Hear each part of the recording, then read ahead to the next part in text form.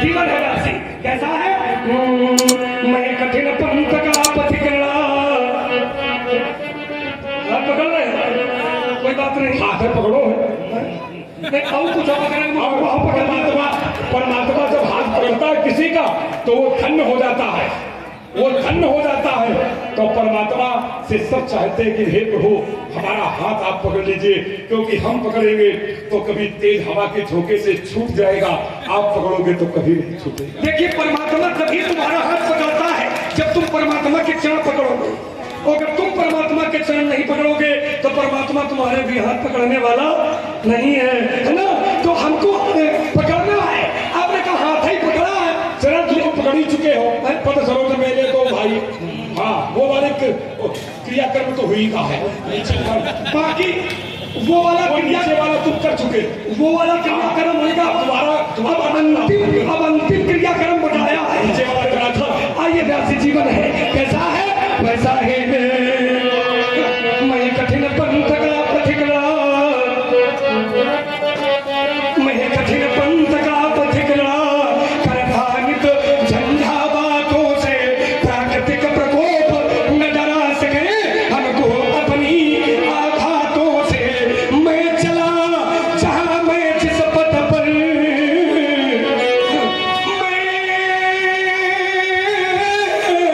चला जहां मैं जिस पथ पर, नहीं देखा हमने याद अंत बरसात ग्रीष्म ऋतु शरद शिशिर हेमंत और बीता वसंत। हे सुख से न राग और दुख से न द्वेष, सुख से न राग और दुख से न द्वेष। हो गया पृथक जगन्नाथों से मैं कठिन पंथ का पथिकड़ा, करता नित झंझा बातों से। आप कठिन पंथ के राही बने और ये पंथ मेरे जीवन में मेरे साथ रहा। शांत वेश करनी कठिन, एक परामर्श से लक्ष्मण आपको क्या अरे ये तेरा है ये मेरा है, इसका तुम कर डालो विनाश। फिर पथिक अकेले पथ पर ही करना पढ़ने की प्रबल आस। ये तुम उसी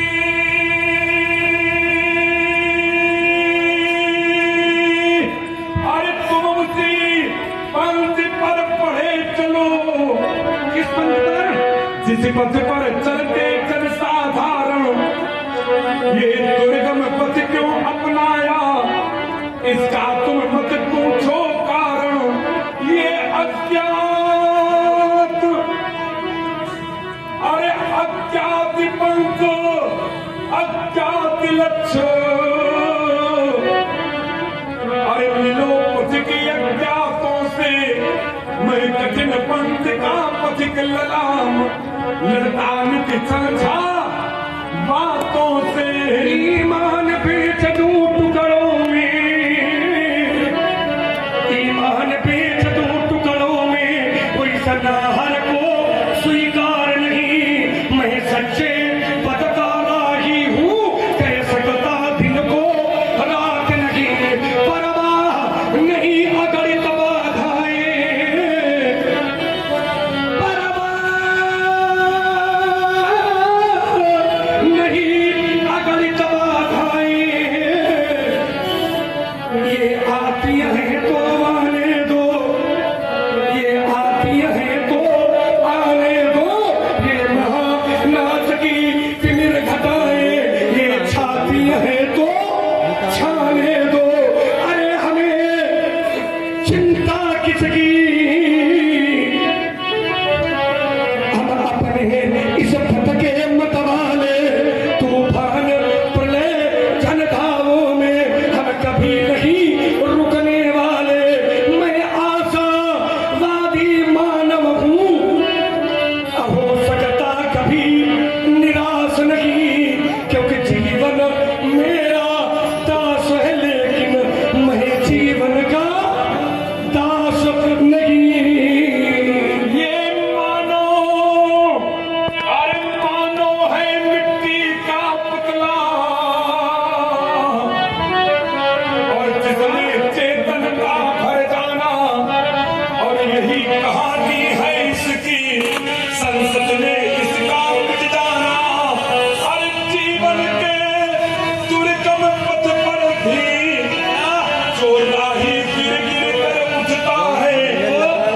सच कहता हूँ अर्थ समझो, वो नर से ईश्वर बनता है, अरे वो नहीं छोड़ता आशा को, जाति जब तक तन से सांस नहीं, और जीवन मेरा दास बना, पर मैं जीवन का दास नहीं।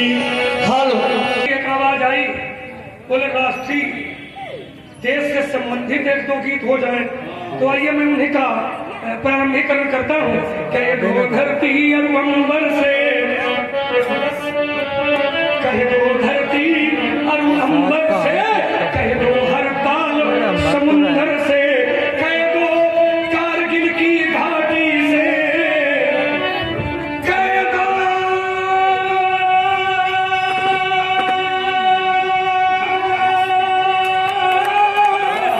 कारगिल की घाटी से, गुवाहाटी से, चौपाटी से, कह दो दुश्मन की माटी से, कह दो लोभी मक्कारों से, ये जासूसी करने वालों से, कह दो लोभी मक्कारों से, वो जासूसी करने वालों से, जो मेरा आंगन तोड़ेगी, जो मेरा आंगन तोड़ेगी, वो भुजा तोड़ दी जाएगी, जो मेरा आंगन तोड़ेगी, वो भुजा तोड़ दी जाएगी, वो जो आग उठेगी इस भारत पर, वो आग फोड़ दी जाएगी, क्योंकि जिस देश का दाना खाते हो, जिस देश का दाना खाते हो, अब पीते हो जहां का पानी, उस देश के काम नहीं आए तो है बेकार जवानी। कभी वही है कविता में, कभी वही है कविता में, जो भरे भाव तूफानी, और एक बार सब मिलकर बोलो, बोलो एक बार सब मिलकर बोलो कि हम हैं हिंदुस्तानी। ये जज्बा जंग का, ये जज्बा जंग का कभी चुक नहीं सकता, काफिला कुर्बानियों का रुक कभी रुक नहीं सकता। देशद्रोही लगा ले चाहे जितनी जान, जब तक बदन में जान है तिरंगा झुक नहीं सकता। क्या बात करते हैं आप भी? कोई साधारण खेल है कि कोई भारत माँ का आंचल खींचने का साहस भी कर सके?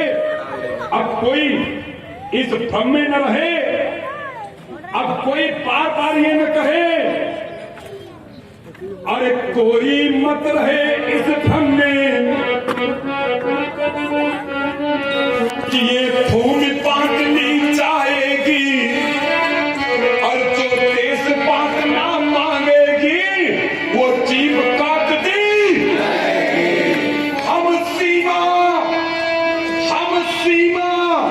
पार कर आए हैं, हम सीमा पार कर आए हैं, ये सहते सहते सहने की इसलिए जरूरत आन पड़ी, अब चिल्ला चिल्ला कर कहने की, अरे जो भारत को माता समझेंगे, ये जो भारत को माता समझेंगे, उनसे कुछ कहना नहीं होगा, पर पल पर को देशद्रोही अब हमको सहन नहीं होगा, पर पल भर को देशद्रोही हमको सहन नहीं होगा। अरे जो भारत को घर समझेंगे,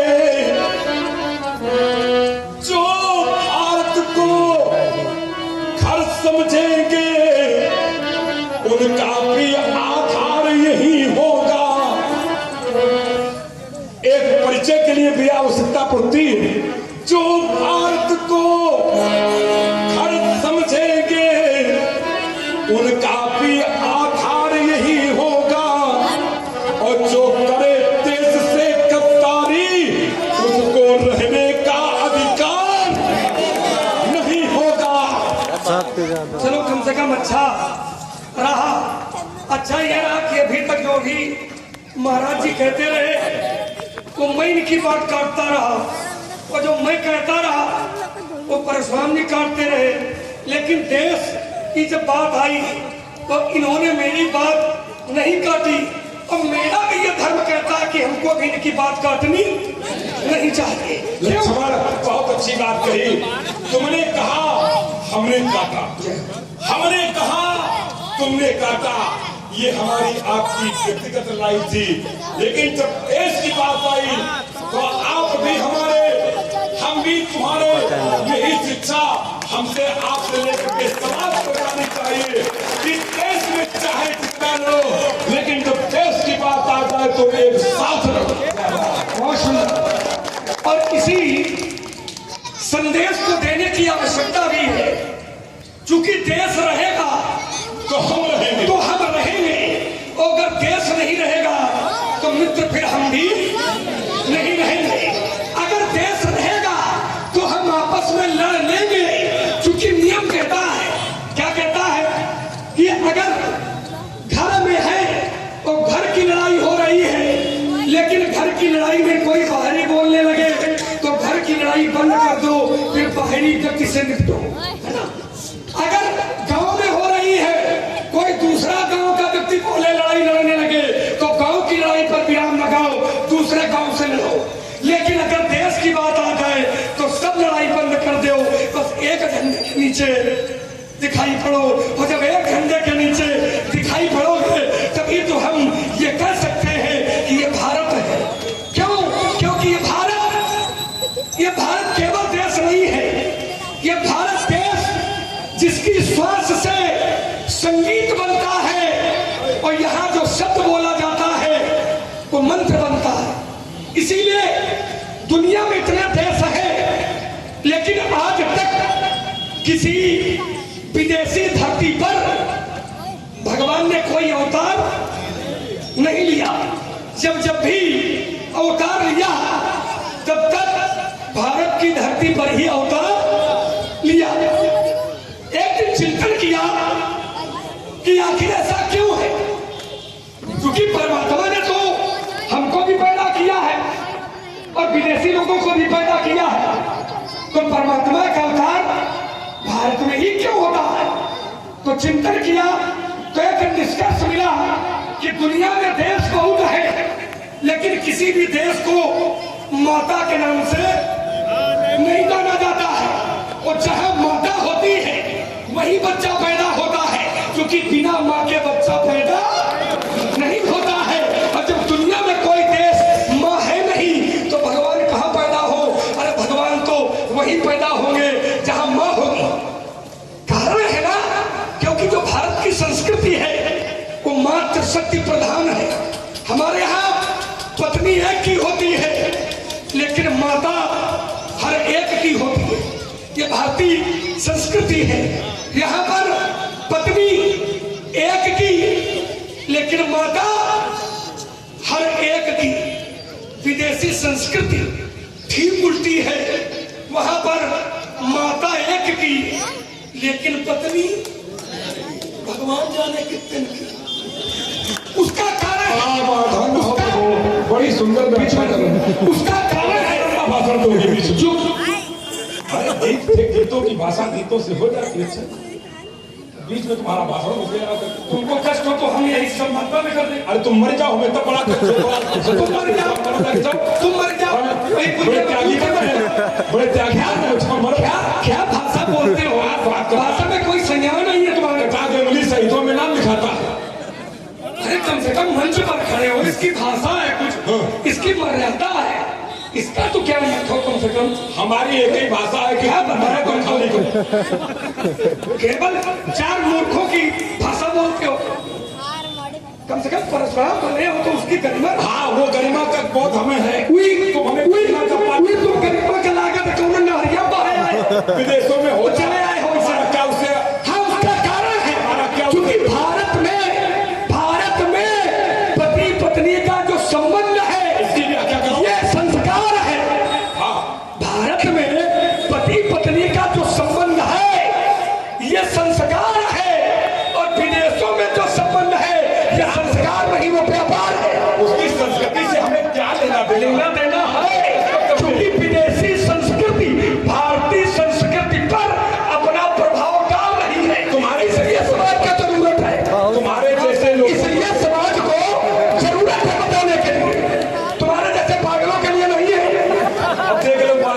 संयमी हो। क्योंकि जैसी बोलोगे वैसा ही पाओगे।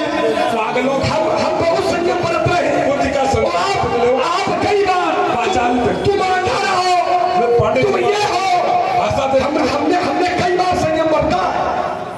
अपनी भाषा देखो, कहते हैं कि पागल हमने अपनी भाषा देखो, इसलिए कहा था कि भाषा ठीक नहीं है।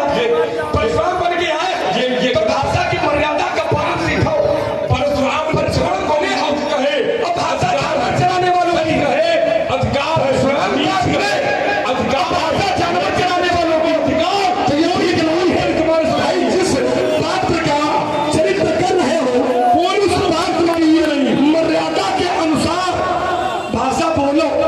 मंच पर हो तो मंची भाषा अलग है और मंच के नीचे की भाषा अलग है। तो मंच के नीचे वाली भाषा तो मंच पर बोल रहे हैं। हमने मरने के लिए कहा, हमने एक शब्द चरित में लिखा, एक शब्द अभी तक हमने कोई ऐसा नहीं बोला है जो अमर्यादित हो। पहली बार ये बोलने के लिए बात ये पागल में क्या कर सकता? पहली बार चूंकि तुम्हारी भाषा ठीक ना है, हमें कहने के लिए बिगाड़ो नहीं। आइए चार पंक्तियां हमारी फिर बिगाड़ना स्वभाव है, भाषा में लगाम नहीं है। तुम्हारी भाषा पढ़ा नहीं पाते हो, हम भाषा पढ़ाते हैं। हम उसको पढ़ाते हैं। अभी भाषा पढ़ाता हूँ, मुंह बंद करो बस खाली। अभी भाषा पढ़ाता हूँ, खिसिया के न बोलो। भाषा अभी पढ़ाता हूँ, मुंह बंद करो। नहीं हमसे ज्यादा खराब है। तुमसे ज्यादा क्या कर लोगे? क्या कर लेगा तू? सुन ले, ये तुम पूरा खानदान लग जाएगा तो ये तुम कर पाओगे। तुम पढ़ा है की समझ लो, ये तुम पढ़ा लो। ये है भाषा, पागलों की भाषा। पागल कहता हूँ तू दराज पर उतर यार। पागल कहता हूँ उसको। हमको हटाए, तुम मुंह बंद करो, तुम्हारे किताबों तुम कहो। चलिए आइए। वही भाषा ठीक बोलो भाई। सामने जो बात रहे वो भी कोई ऐसा नहीं है। हाँ बड़े तुम तो आओ, तुम चारों शंकराचार्य आचार हो। अच्छा हाँ बड़े आचार हो तुम। क्या बात है, बहुत सुंदर। वही हमारे कहने का चाचा मतलब है कि मंची भाषा अलग है और मंच के नीचे की भाषा छोड़ दी। आपकी बात छोड़ दिया। आइए, नहीं छोड़ दिया उनकी तरफ से। एक देश है, हाँ एक देश है जो भारत का पड़ोसी। आपने कहा तिरंगा कभी झुक नहीं सकता, यथार्थ है और झुकना चाहिए भी नहीं, क्योंकि शास्त्र कहता है और आचार्य कहते हैं। बड़ा प्यारा गीत है। एक बार एक माता का पुत्र सीमा पर रखवाली करता है। माता से पत्राचार से बात हुई। माता को बताया कि माँ परसों मैं आपके चरणों के दर्शन करूंगा। सौभाग्य से वो दिन आ गया। प्रातः काल हुआ, माता ने स्नान ध्यान किया, आरती की थाल सजा ली कि मेरा बेटा आ रहा होगा, उसकी आरती उतारूंगी। दुर्भाग्य था मित्र कि माता या विचार ही कर रही थी, लेकिन माता का बेटा तो नहीं आया था, लेकिन बेटे का शव तिरंगे में लिपटा हुआ धीरे धीरे उसके सहकर्मी जो अन्य सुरक्षा कर्मी थे वो लेकर के आ रहे थे। जैसे ही माता ने अपने बेटे का शव तिरंगे में देखा तो मैं माता के नेत्रों से अश्रु निकलने लगे और माता व्यासी कहने लगी,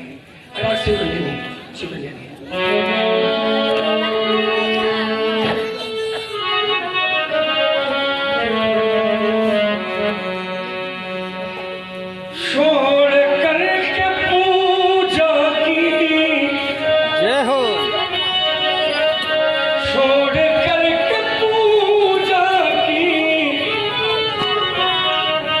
हाल जा रहा है। और माता जोर जोर से रोने लगी तो पड़ोसी निकले। पड़ोसियों ने कहा, रे मैया क्या हुआ? तो माता कह रही है, देखो देखो देखो ना, ये तिरंगे में लिपटा मेरा लाल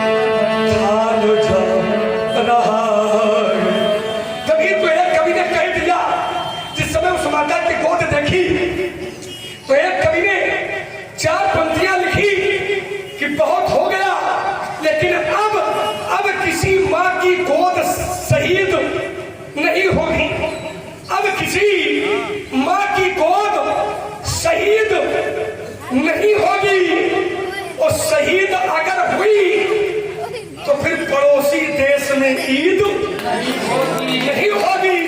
सुधर जाओ। अरे मेरे देश के दुश्मनों, नहीं तुम्हें ऐसी जगह मारेंगे जिसकी तुम्हें उम्मीद नहीं होगी। नहीं।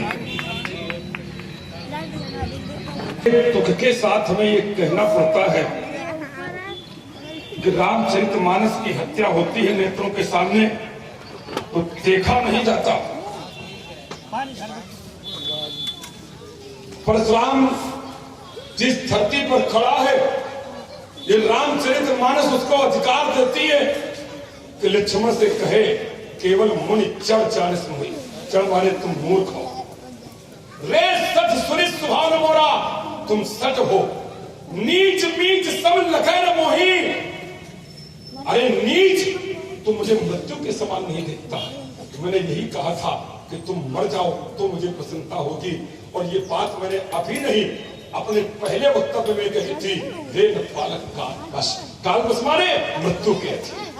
तो मैंने उसी शब्द का प्रयोग किया जिस शब्द का अधिकार हमें रामचरितमानस देता है। लेकिन आज वो सुनने को मिला तो रामचरितमानस को दूर 4 वेद 6 7 18 पुराण 127 उपनिषद में पागल शब्द का संबोधन किसी व्यक्ति ने परशुराम के लिए नहीं। आज अपने दुर्भाग्य पर मैं रोऊं और इस कलयुग में आप कलयुगी लक्ष्मण क्यों ले आए? आपको तो त्रेता का लक्ष्मण लाना चाहिए था। मुझे नहीं पता था कि कलयुगी लक्ष्मण मिलेगा।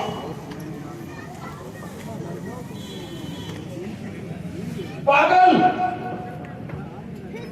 हमें नहीं कहा गया किसी भी ग्रंथ में, लेकिन आज अगर मैं चाहूं तो सीता ने कहा था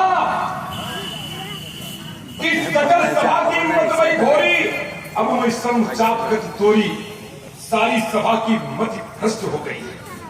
और लक्ष्मण भी इसी सभा में उस समय उपस्थित था, मैं नहीं था। समाज में तुम थे, मत भई भोली, भोली माने भ्रष्ट, मत माने बुद्ध। गीता में भगवान ने कहा कि जिसकी बुद्धि भ्रष्ट हो जाती वो क्या होता है, तो कहा संगात संजायते कामा, कामा क्रोधा विजायते, क्रोधात भवति सम्मोहा, सम्मोहाद इसनत विभ्रमा, इसनत भंसार बुद्धिनाशो और बुद्धिनाशाद प्रणश्यति। जब बुद्धि नष्ट हो जाती है तो प्राणी प्रणश्यत माने पागल हो जाता है। लक्ष्मण भी सभा में था और सभा की बुद्धि भ्रष्ट हुई थी तो लक्ष्मण की भी बुद्धि भ्रष्ट हुई होगी। और जब हमारे वाले भ्रष्ट हुई है तो गीता का ये प्रमाण देता है कि जिसकी बुद्धि भ्रष्ट हो जाती है वो पागल हो जाता है। समाज निर्णय करे कि परशुराम पागल है कि यह पंडित होती है ज्ञान की शक्ति। इसको कहते हैं ज्ञान का गहराई से अध्ययन। हाँ,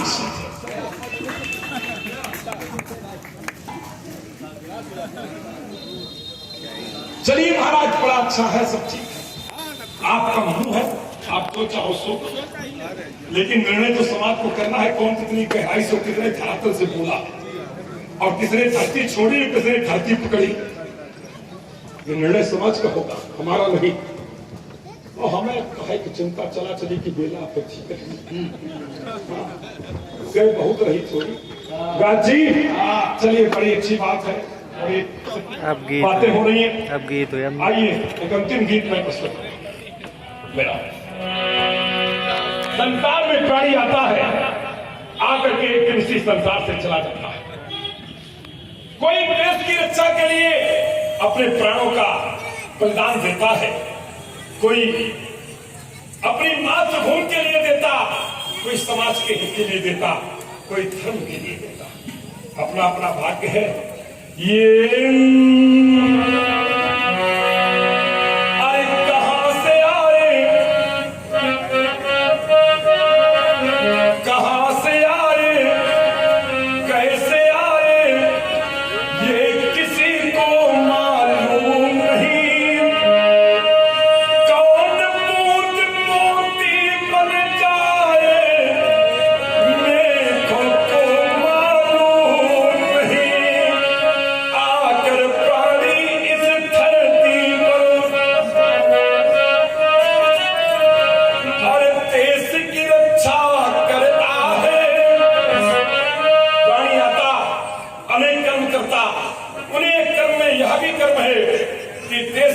सीमा की सुरक्षा के लिए जिस समय नौनिहाल बच्चे अपने माता और पिता के संरक्षण को छोड़ करके जाते हैं तो मानो माँ का कलेजा बाहर आ जाता है। लेकिन ये धरती माँ सुरक्षित रहेगी, भारत माँ सुरक्षित रहेगी तो मेरे घर की माँ भी सुरक्षित रहेगी। ये छोड़ करके बेटा अपनी उस देहरी को लांग करके चला जाता है। आकर प्राणी इस धरती पर हर देश की रक्षा करता है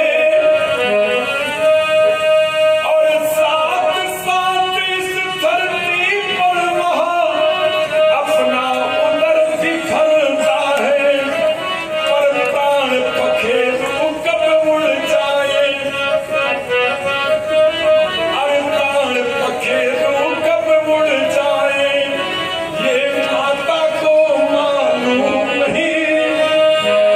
कौन पूत मोती बन जाए मेरे को मालूम नहीं।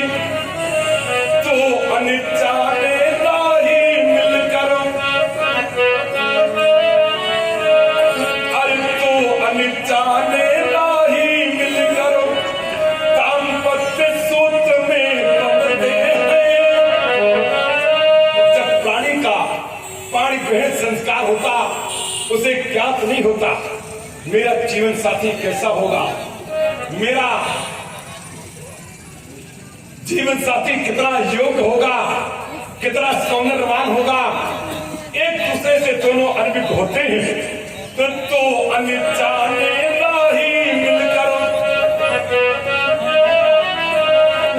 दाम्पत्य सूत्र में बंधते हैं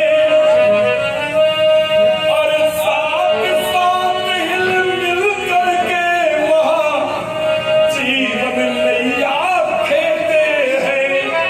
पर कौन सा साथी कब बिछड़ेगा, ये कौन सा साथी कब बिछड़ेगा ये दंपति को मालूम नहीं। कौन पूत मोती बन जाए मेरे को मालूम नहीं।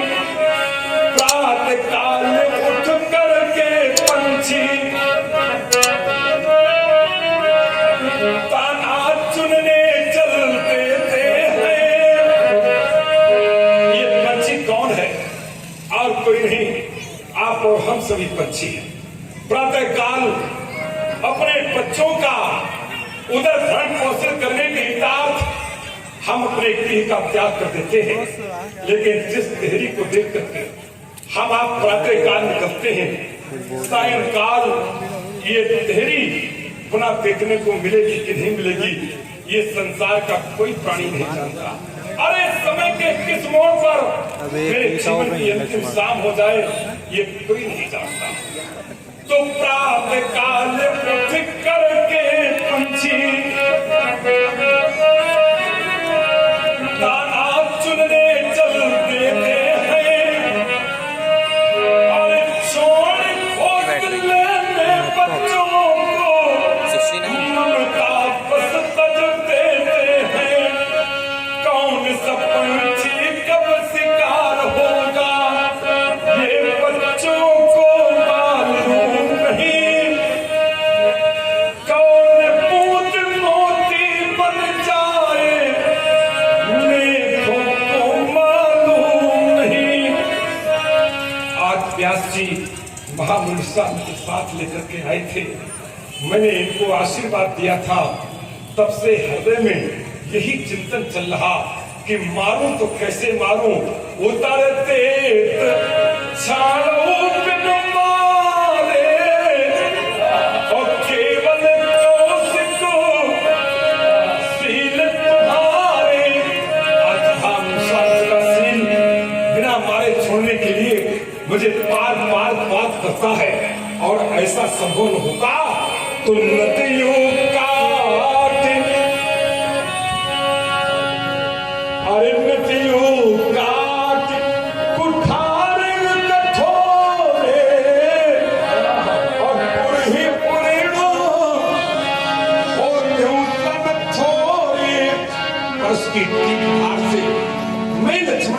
मुझ पर देता और सदा सदा के लिए उसे मैं इसी धरती पर जला देता। वह लखन मुनिशील तुम्हारा तो नहीं जान विचित्र संसार। बिल्कुल आपके आदेश का पालन होगा। जो आपने प्रसंग लगाया है, थोड़ा सा बोलना भी चाहता हूँ, अब बोलने का अधिकार भी है हमारा। देखिए, विवाद और संवाद बिगड़ता तभी है जब भाषा की मर्यादा लांघ दी जाती है। सुन तो लियो, हमारी भी सुनिए। अगर भाषा हम हो या कोई भी हो, भाषा मर्यादित रहेगी तो संवाद चाहे जितना कठिन हो, भाई संवाद का हमारे पास उत्तर नहीं होगा तो हम उसको स्वीकार करेंगे, आपके पास नहीं होगा तो आप स्वीकार करोगे, लेकिन विवाद नहीं होगा। पक्का मनोशास्त्र के प्रकार से विवाद नहीं होगा। विवाद तब होता है जब भाषा की मर्यादा का उल्लंघन हो जाता है। आपने कहा कि हमने तो कहा वो शास्त्र सम्मत कहा है, लेकिन लक्ष्मण ने हमको पागल कह करके थोड़ा गलत कर दिया है। जबकि जैसे आपने प्रमाणित किया है तो प्रमाणित तो मैं भी कर सकता हूं कि हमने भी सही कहा है।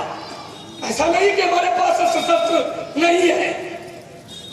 प्रमाणित सिद्ध करने के लिए हमारे पास भी प्रसंग है, अवधारणा है, श्लोक है, चौपाइयां है, लेकिन गलत को सही प्रमाणित करने के लिए शास्त्र का सहारा नहीं लेना चाहिए। जैसे लवण का अर्थ लवण भी होता है, नमक भी होता है, और जो ग्रामीण भाषा में चले जाओ तो उसी को लोग नून भी कहते हैं। तो क्या मंच पर नून बोलोगे क्या? भाषा वही है, शब्द वही है, अर्थ वही है, लेकिन मंच का शब्दकोश अलग होता है, मंच के नीचे का शब्दकोश अलग होता है, और ग्रामीणांचल का शब्दकोश अलग होता है। तो जो ग्रामीणांचल का शब्दकोश है वो मंच पर नहीं होता है। मंच की भाषा मंच की भाषा है, मंच के नीचे की भाषा नीचे की भाषा है। तो नीचे की भाषा का प्रयोग मंच पर न हो, बात इतनी है केवल, और कोई बहुत ज्यादा विवाद का विषय नहीं है। अब जैसे हमने आपको कह दिया, अब प्रमाणित करने के लिए कहे कि आपके लिए कहा है मानस धाम में कि भ्रघुपति बकई, तो बकई शब्द जो ये है बकन, ये बुद्धिमानों के लिए क्या बकना शब्द लगेगा का? बुद्धिमानों के लिए क्या बकना शब्द लगेगा? तो आपके लिए बकना शब्द लगा, फिर हमने जो कहा है वो सही है, तो ये तो प्रमाणित हम कर सकते हैं, लेकिन ये शब्दकोश ठीक नहीं है। अब बिगड़ता भी तभी है जब शब्द गड़बड़ होता है। अभी तक आप इतना हम लोग करते आए, कोई न हम बीच में बोले न आप बोले, आपने मर्यादा का उल्लंघन किया। तो फिर आइए, आपने गीत पढ़ा है, 4 पंक्तियां वैसी आपके संदर्भ से गीत से जुड़ी हुई मेरी भी प्रस्तुत है, और इसके बाद आपके प्रसंग को मैं हृदय से स्वीकार करूंगा। व्यक्ति आता है, एक न दिन यहां से चला जाता है, जीवन भर पैदा करता है, लेकिन विश्वास मानिए न कुछ व्यक्ति लेकर के आता है और न कुछ लेकर के। एक बार मैंने पूछा था कि क्या कर रहे हो? एक व्यक्ति ने कहा पैदा कर रहा हूं। मैंने कहा क्या? कहा धन। मैंने कहा किसके लिए? कहा बेटों के लिए। बेटे बड़े हुए, वो भी उसी में लग गए। हमने कहा तुम क्या कर रहे हो? बोले मैं भी पैदा कर रहा हूं। मैंने कहा क्या? कहा धन। मैंने कहा किसके लिए? कहा बेटों के लिए। मैंने कहा जो भी होता है वो बेटों के लिए कर रहा है, लेकिन कोई अपने लिए कुछ नहीं कर रहा है। तो जबकि एक महापुरुष ने कहा है कि पूत सुपूत तो का धन संचय, और पूत कुपूत तो का धन संचय। यदि पुत्र सुपुत्र है तो धन इकट्ठा करने की आवश्यकता नहीं है, और बेटा अगर कुपुत्र है तब भी धन इकट्ठा करने की आवश्यकता नहीं है। सुपुत्र है वो इकट्ठा कर लेगा। अगर कुपुत्र है तो इकट्ठा घर में भी। आइए 4 पंक्तियां तहसील प्रस्तुत है मेरी। लगा दिया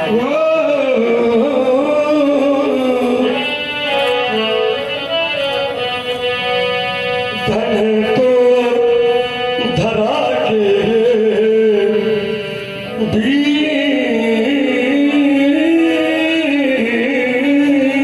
में सबका धरा रह राकेश बढ़िया कर रहा था पाठ। चाहे जितना पैदा किया हो, ना कुछ लेकर के आए थे और ना कुछ लेकर के जाओगे। धन है तो धरा के बीच में सबका बंद कर दो धरा रह जाएगा। स्क्रीनिंग तो चलती हो पशु भी लगातार कर रहा था। सोच ले तो कर दे जब अंत का दिन आएगा, वो स्क्रीनिंग हो जाती लगे बड़े बड़े नहीं एक एक नारी लगे प्यारी तुम्हारी, तुम्हें देखती रह जाएगी। जिस देह पर तू कर भटकता वो धूल में मिल जाएगी। वैभव तुम्हारा इस जगत में, वैभव तुम्हारा इस जगत में काम कुछ ना आएगा। सब कुछ यही रह जाएगा जब अंत का दिन आएगा। क्योंकि मैंने देखा है राजा रहा है न रानी रहेगी यहाँ। राजा रहा है न रानी लगेगी यहाँ।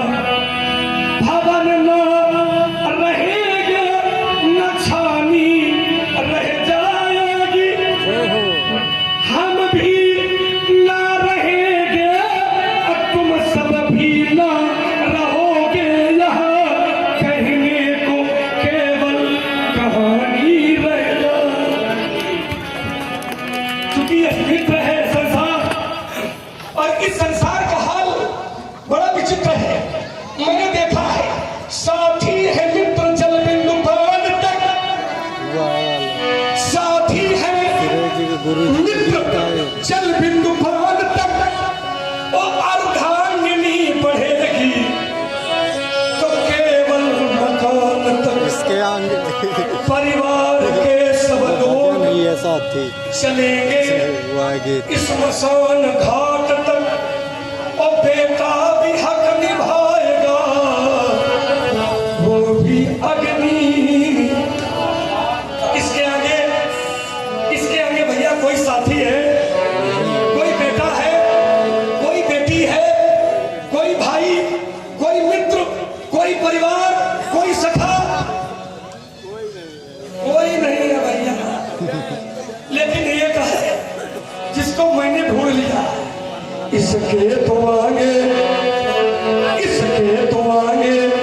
केवल भगवान का भजन है रे साथी। इसके तो आगे केवल भजन है रे साथी। और भजन के बिना तू अकेला रहेगा। मेरे मन ये 2 दिन का ये मेला रहेगा। ये कायम न जग का ये झमेला